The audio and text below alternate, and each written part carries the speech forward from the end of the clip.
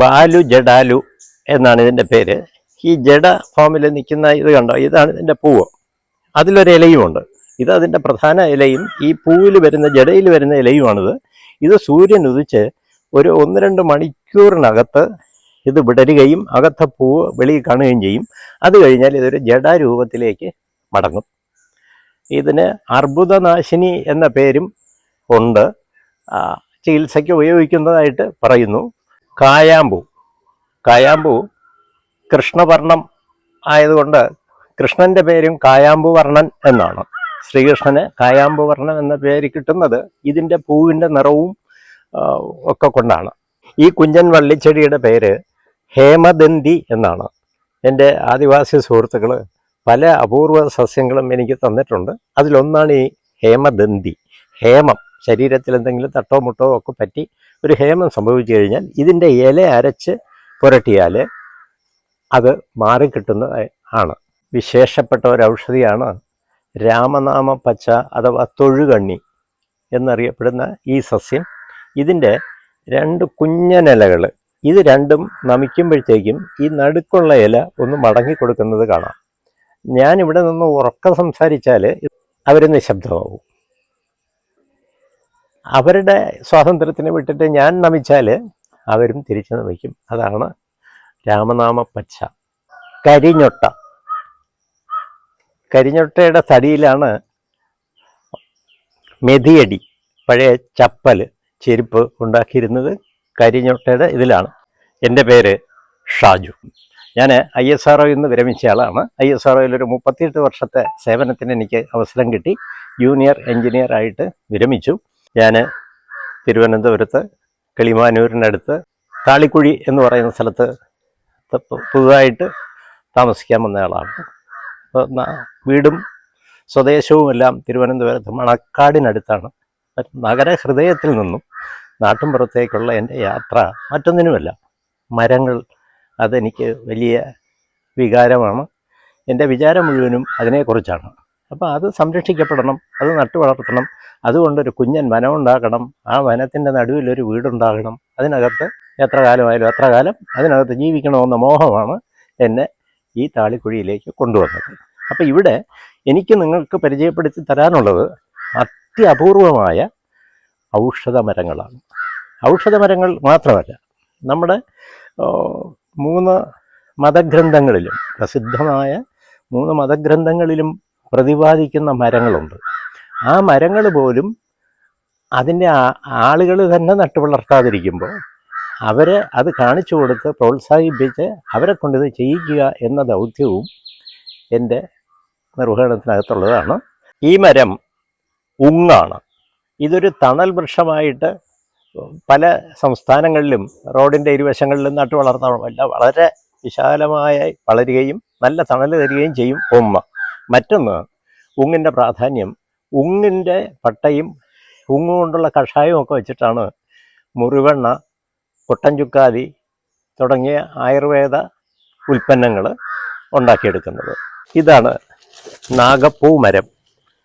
നമ്മൾ കണ്ടു കാണും, വലിയ പീരങ്കി ഉണ്ട പോലത്തെ കായും അതിനകത്തൊരു കുഞ്ഞു പൂവും വളരെ രസകരമായൊരു പൂവും ഒക്കെ ആയിട്ടുള്ള ഇത് ആയുർവേദ ഔഷധത്തിലെ വളരെ വിശേഷപ്പെട്ട ഒരു മരവും കൂടിയാണ്. പുത്രൻജീവ വലിയ മരമാകുന്ന ഇതാണ്. ഇതിപ്പോൾ ചട്ടിയിൽ നട്ട് ഇരിക്കുന്ന മണ്ണിലേക്ക് ഞാൻ മാറ്റും. പുത്രൻജീവയും പുരാണങ്ങളിലെ, പ്രത്യേകിച്ച് ഹൈന്ദവ പുരാണങ്ങളിലൊക്കെ പറയുന്ന ഒരു സംഗതിയാണ്. പുത്രകാമേഷ്ടി യാഗം അനുഷ്ഠിക്കണമെങ്കിൽ ഈ മരവും ഇതിൻ്റെ ഇലയും ഇതിൻ്റെ കാതലും ഒക്കെ ആവശ്യമുള്ളതാണ്. ഈ മരം ഇലിപ്പ ഒരു പടുകൂറ്റൻ മരമായി മാറേണ്ടതാണ്. ഇത് ബോൺസായി രൂപത്തിൽ അങ്ങനെ ഇരിപ്പ. ഇത് ആയുർവേദ ഔഷധ മേഖലയ്ക്ക് ഒഴിവാക്കാനാകാത്ത ഒരു മരമാണെന്നതിലുപരി എന്നെ ഇത് ആകർഷിച്ചത് തിരുവനന്തപുരത്ത് ശ്രീപത്മനാഭസ്വാമിയുടെ മൂലവിഗ്രഹം, അതിൻ്റെ സ്കെലിറ്റൺ ഉണ്ടാക്കിയിരിക്കുന്നത് ഇലിപ്പത്തടിയിലാണ് എന്ന് പത്മനാഭ പുരാണത്തിൽ പറയുന്നുണ്ട്. അതിനകത്താണ് കടുശർക്കര യോഗബിംബവും സാലഗ്രാമ കല്ലുകളും ഒക്കെ വെച്ച് ആ വിഗ്രഹത്തിൻ്റെ നിർമ്മിതി പൂർത്തിയാക്കിയിരിക്കുന്നു. ഒരു 35 വർഷങ്ങൾ കൊണ്ടുള്ള എൻ്റെ പരിശ്രമം ആദ്യം വീട്ടിലായിരുന്നു, വീട്ടിൻ്റെ മുകളിലായിരുന്നു. പക്ഷെ അത് പോരാ. മട്ടുപ്പാവിനെ അല്ല മണ്ണിനെ തന്നെ വനമാക്കണം എന്നുള്ള ആഗ്രഹമാണ് എന്നെ ഇങ്ങോട്ടേക്ക് കൊണ്ടുവന്നത്. വെട്ടി വളരെ വിശേഷപ്പെട്ടതാണ്. ഇതിൻ്റെ കഴിക്കാവുന്നതാണ്, വെട്ടിപ്പഴം കഴിക്കുന്നതാണ്. പക്ഷേ ഇതിൻ്റെ പ്രാധാന്യം വെട്ടിയുടെ വേരിലാണ്. ഭദ്രകാളി ക്ഷേത്രങ്ങളിൽ എഴുന്നള്ളിപ്പ് നടക്കുമ്പോഴത്തേക്കും അവിടുത്തെ വിഗ്രഹത്തെ ആവാഹിച്ച് കുടിയിരുത്തുന്നത് ഈ വെട്ടിവേരിലാണ്. അത് നമുക്ക് കൊടുങ്ങല്ലൂർ പോലുള്ള വലിയ വലിയ ഭദ്രകാളി ക്ഷേത്രങ്ങളിൽ വലിയ പടുകൂറ്റൻ വെട്ടി നിൽക്കുന്നത് കാണാം. ഓസ്ട്രേലിയയിൽ ഒരു ഐലൻഡാണ് പപ്പുവ ന്യൂഗിനിയ. ആ സ്ഥലത്ത് മാത്രം, ആ ഐലൻഡിൽ മാത്രം കണ്ടുവരുന്ന ഒരു വിശേഷപ്പെട്ട ഒരു മരം. ഇതിൻ്റെ പേര്, വ്യക്തമായ പേര് എനിക്കറിയാത്തത് കൊണ്ട് ഞാൻ ഇതിനെ ഓസ്ട്രേലിയൻ ടീക്കൂട്ട് എന്ന് വിളിച്ചോട്ടെ. എന്നെ ആകർഷിച്ച സംഗതി, ഇതിൻ്റെ വിത്ത് ഒരു ത്രികോണ പെട്ടി പോലിരിക്കും. തല കുത്തനെ അതിൻ്റെ താഴെ ഒരു കുട നിവർത്തിയതുപോലുള്ള ഒരു പൂവും. അപ്പം ഇത് വെള്ളത്തിലേക്ക് വീണ് കഴിയുമ്പോഴത്തേക്കും തിരിയുന്നു, ഭാരം കൊണ്ട് കായ അടിയിൽ പോകുന്നു, അത് അവിടുന്ന് കിളുക്കുന്നു. അപ്പോൾ ആ രീതിയിലാണ് ഇതിൻ്റെ കിളിർപ്പ് തന്നെ. നമ്മളിപ്പോൾ തേങ്ങയാണെങ്കിൽ ആ കണ്ണിൻ്റെ ഭാഗത്ത് നട്ടാലേ പൊടിക്കുള്ളൂ, തല കുത്തനെ നട്ടാൽ പൊടിക്കില്ല. ഇത് തല കുത്തനെ നടണം എന്നുള്ളതാണ് ഇതിൻ്റെ പ്രത്യേകത. കരിങ്ങാലിയും ആയുർവേദ ഔഷധ രംഗത്തെ ഒഴിച്ചുകൂടാനാകാത്ത ഒരു മരമാണ്. കരിങ്ങാലി ഇട്ട വെള്ളവും അതിൻ്റെ പട്ട തിളപ്പിച്ച് കുടിക്കാവുന്ന ഒന്ന്, മറ്റ് ഔഷധികളിൽ അത് ചേരുന്നുണ്ട്. ഇതിനും 30 വർഷത്തിൽ കൂടുതൽ പ്രായമുള്ളതാണ്.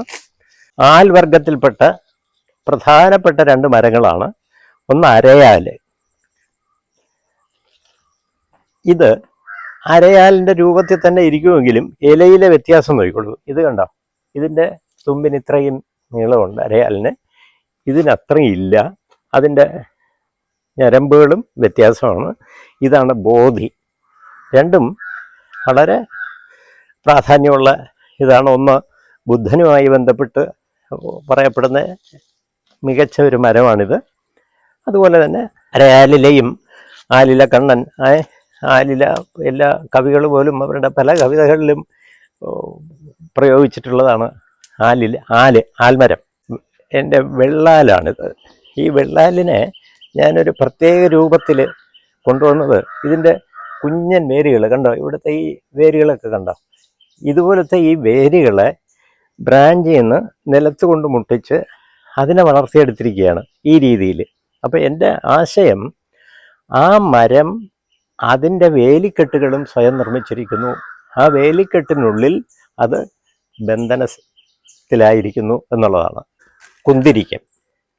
കുന്തിരിക്കവും നമ്മുടെ സുഗന്ധവ്യഞ്ജനങ്ങളുടെ പട്ടികയിലെ വളരെ പ്രധാനപ്പെട്ട ആളാണ്. പ്രത്യേകിച്ച് അണുനാശിനിയാണ് ഇതിൻ്റെ കുന്തിരിക്കം പുകയ്ക്കുന്നതും ഒക്കെ. അതുകൊണ്ട് തന്നെ ആരാധനാലയങ്ങളിലും ആൾക്കൂട്ടത്തിലും പല വീടുകളിലും ഒക്കെ സന്ധ്യയ്ക്ക് കുന്തിരിക്കം പുകച്ച് അണുക്കളെ അകറ്റാറുണ്ട്. ഇതിൻ്റെ ഇവിടം വെട്ടിക്കഴിഞ്ഞാൽ റബ്ബർ ടാപ്പ് ചെയ്തതുപോലെ തന്നെ ഇതിൻ്റെ വേരുകളിൽ നിന്ന്, ഇതിൻ്റെ ഈ ഭാഗത്തുനിന്ന് കറ ഒലിച്ചു വരും. ആ കറ ശേഖരിച്ചിട്ടാണ് ഇതുണ്ടാക്കിയിരിക്കുന്നത്. ഇത് വെള്ള കുന്തിരിക്കവും ഉണ്ട്, അതുപോലെ തന്നെ ചുമന്ന കുന്തിരിക്കവും ഉണ്ട്. മറ്റൊരു വിശേഷ മരത്തെ ഞാൻ നിങ്ങൾക്ക് പരിചയപ്പെടുത്താം.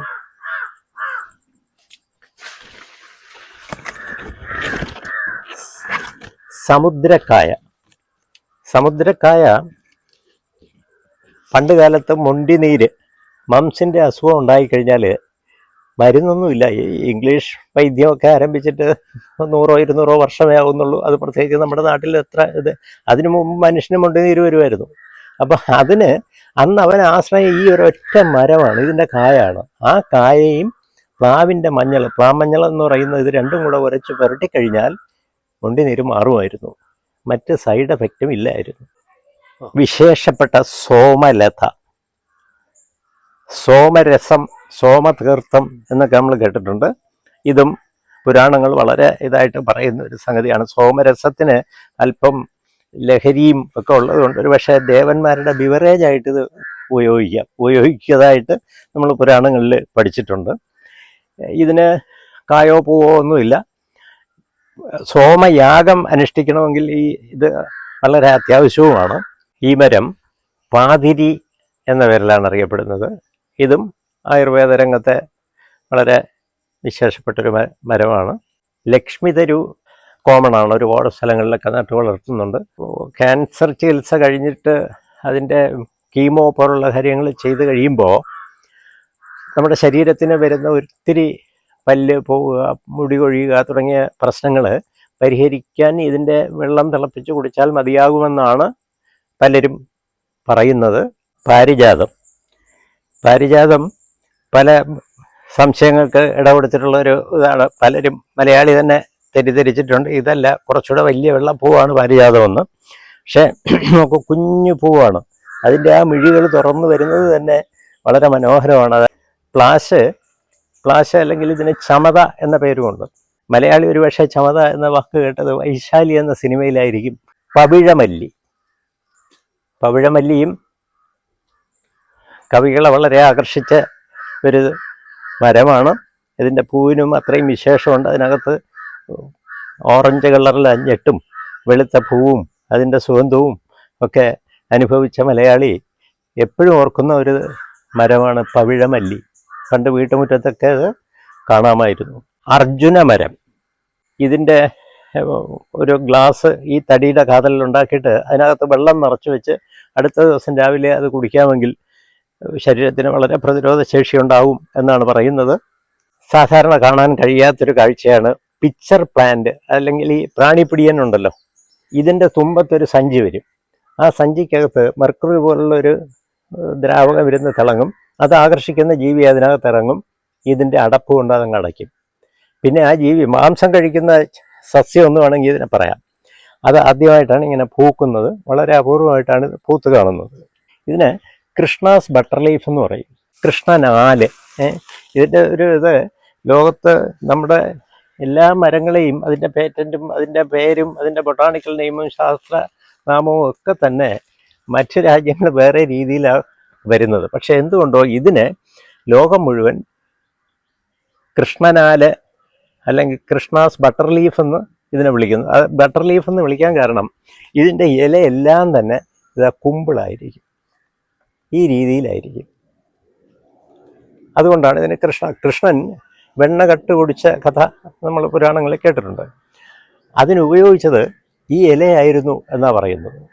ഇതാണ് ജീരകക്കറിവേപ്പ് എന്ന് അറിയപ്പെടുന്ന ഇപ്പോഴത്തെ പഴയ കറിവേപ്പാണ്. ഇത് 100 വർഷങ്ങൾക്ക് മുമ്പ് കറിവേപ്പിൻ്റെ ഇലയുടെ സൈസ് ഇതായിരുന്നു. അവിടുന്ന് ശാസ്ത്രം വികസിച്ചതോടുകൂടി കറിവേപ്പിൻ്റെ ഇല ഇത്രയും വളർന്നു. ഗുണം ഈ ചെറുതിനാണ്, ഈ കുഞ്ഞനാണ്. ഇതിനേക്കാൾ എത്രയോ ഇരട്ടിയാണ് അതിൻ്റെ മണം. ഔഷധ സസ്യ രംഗത്ത് എനിക്ക് താല്പര്യം തോന്നാൻ കാരണം ഈ ഔഷധ സസ്യങ്ങൾ വിൽക്കുന്ന നഴ്സറികൾക്കോ ഔഷധങ്ങൾ കൈകാര്യം ചെയ്യുന്ന വൈദ്യന്മാർക്കോ പോലും അവർ യഥാർത്ഥത്തിൽ ഈ മരം ഏതെന്ന് കണ്ടിട്ടില്ല, ഈ ചെടി ഏതെന്ന് കണ്ടിട്ടില്ല. നമ്മൾ ഔഷധ സസ്യങ്ങൾ നട്ടു വളർത്തുന്നതിന് മുമ്പ് അറിഞ്ഞിരിക്കേണ്ടത് നല്ലവണ്ണം അതിനെക്കുറിച്ച് ഒരു ഹോംവർക്ക് ചെയ്തിരിക്കണം, പഠിച്ചിരിക്കണം. ചിലതിന് വെള്ളമേ വേണ്ട, ഇതിന് വെള്ളം കൊടുക്കാൻ പാടില്ല. വെള്ളം കൊടുത്താൽ ഇത് കരിഞ്ഞു പോകും. അപ്പം വെള്ളമില്ലാതെ അത് അന്തരീക്ഷ ഊഷ്മാവിനെയാണ് വലിച്ചെടുത്ത് ഇത് ചെയ്യുന്നത്. അപ്പം ഇതറിയണം, അറിയാതിരുന്ന നമുക്ക് പറ്റത്തില്ല. എൻ്റെ ആശയം അറിവ് എന്ന് പറയുന്നത് കാണുകയും കൂടി വേണം, അറിയുകയും കൂടി വേണം. എങ്കിലേ നമുക്കത് പ്രയോഗിക്കാനായിട്ട് പ്രയോഗശാസ്ത്രത്തിൽ അത് കൂടുതൽ ഫലപ്രദമാവുള്ളൂ എന്നുള്ള വിശ്വാസമാണ്. അതുകൊണ്ട് തീർച്ചയായിട്ടും മലയാളികളെന്നല്ല, മാനവരാശി ഇത് നട്ടു വളർത്തണം. അവനവൻ്റെ വീട്ടിൽ ഉപയോഗിക്കുന്നത് ഒരു വൈദ്യനോ ഡോക്ടറുടെയോ നിർദ്ദേശം അനുസരിച്ചായിരിക്കണം. അല്ലാതെ തോന്നിയതുപോലെ നമ്മളെടുത്ത് ഉപയോഗിച്ചാൽ വിപരീത ഫലം ഉണ്ടാവും, അതിൽ സംശയം വേണ്ട. ഇതിനു വേണ്ടിയാണ് ഞാനിത് പ്രചരിപ്പിക്കാനായിട്ട്. അതുകൊണ്ട് തന്നെ ധാരാളം ഡോക്ടർമാരും വൈദ്യന്മാരും ഇതിൽ റിസർച്ച് ചെയ്യുന്ന കുട്ടികളും ഒക്കെ ഇവിടെ വരികയും ഇത് കാണുകയും ഒക്കെ ചെയ്യുന്നു. ഇതൊന്നും തന്നെ വിൽപ്പനയ്ക്കോ മറ്റൊന്നിനും ഉള്ളതല്ല, ഒരു പഠന ഗവേഷണം, അന്വേഷണം, അതാണ് എൻ്റെ ഉദ്ദേശം.